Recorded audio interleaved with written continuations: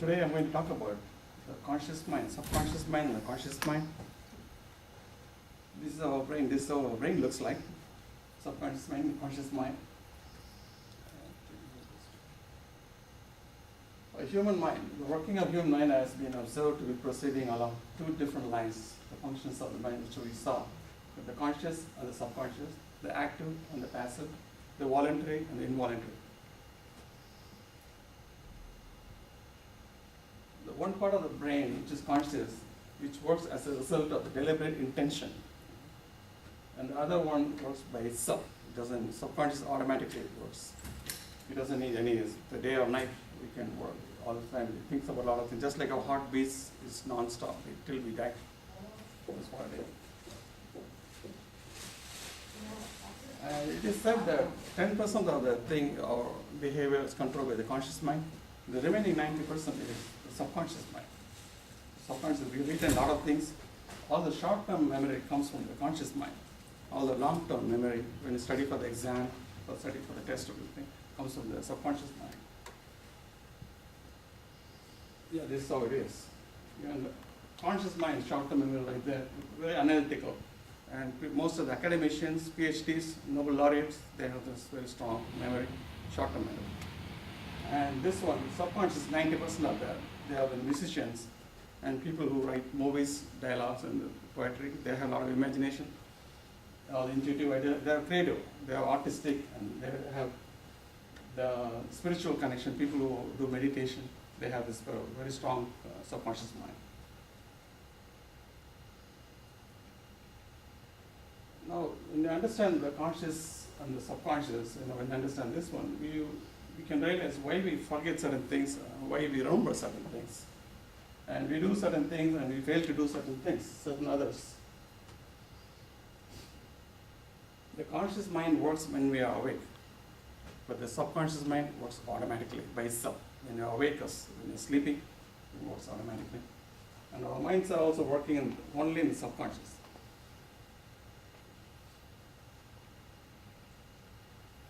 Let's work at the process of remembering and the troublesome phenomenon of forgetting. We learn things, the ideas that come from the conscious mind to subconscious mind, it stays there. Later, we wish to remember them. The process taking place in the mind consists of those ideas. They are brought from subconscious and placed in the conscious. And sometimes the thoughts get mixed up and we forget, we don't know, we thought about it, we know very well, but still we cannot bring it to our memory. That's what happens. When the failure of ideas come, when arrive at the conscious mind, that's what we call failure. The process of remembering, this is the process of forgetting, not failure, sorry, forgetting. When we sleep, the conscious is entirely inactive. So the subconscious has free play. So most of the things we do, all the involuntary behavior, we dream, we talk in our sleep, all these things are controlled and monitored by our subconscious mind. And subconscious, there are a lot of thoughts. Before we go to sleep, we will be thinking about something, but we will not do anything. But still, our mind will be working. Physically, we may be sleeping, but our subconscious mind keeps on working on it. And some of them have been fixed, some of them are still not settled in proper places. All those things are handled by subconscious. That's what happens during sleep. And then our desire also plays a large part on the dreams. When you sleep after reading a thrilling novel or watching a horror movie, we get sometimes fear at night. We wake up several times and we are scared. That's because of this one, the subconscious thought. And we read some detective novel or something, and then our dreams are very often colored with crime, all the mystery or death, and we are really scared. And after that, we really don't know, last night I saw a very bad movie. I'm not in a good mood, they say, because of that, our association of ideas. That's what happened. The lovers dream of their beloveds and see themselves in favorable and enjoyable circumstances. That's why they go for honeymoon. They imagine, they show all the big pictures, traveling, There's completely out of reality. They show pictures like that. That's what they do. Dreams play a part of the role.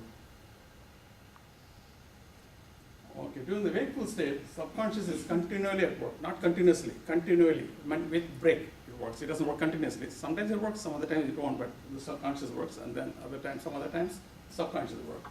Sometimes it overpowers the conscious and makes us do or say thing which we don't want to, we don't wish to. Sometimes we do one thing for another. I'll give an example of that. Okay, a person is going out to make a payment. So he goes on the way he finds some house where a close friend of his stays. And then he looks at him, suddenly he forgets about the payment. So he goes to his house and then spends sometimes after several hours, he realizes he has forgotten about the payment. And then what made him do one thing for another is this one. On the one hand, he had a strong desire to have a good chat with that friend, so which made him completely forget the payment for which he started. And there's another universal desire to avoid payment. Another 4 more days, why bother? If you have 1 week time, we can pay afterwards, no big deal. Or they postpone it. They know that it's not a big deal. You cannot miss the friend. You can miss the payment, it's okay, we can pay later. So these two desires were in subconscious, but depends on which one is stronger that made him forget to make the payment. That's what happened. This is the case where the subconscious differs from the conscious.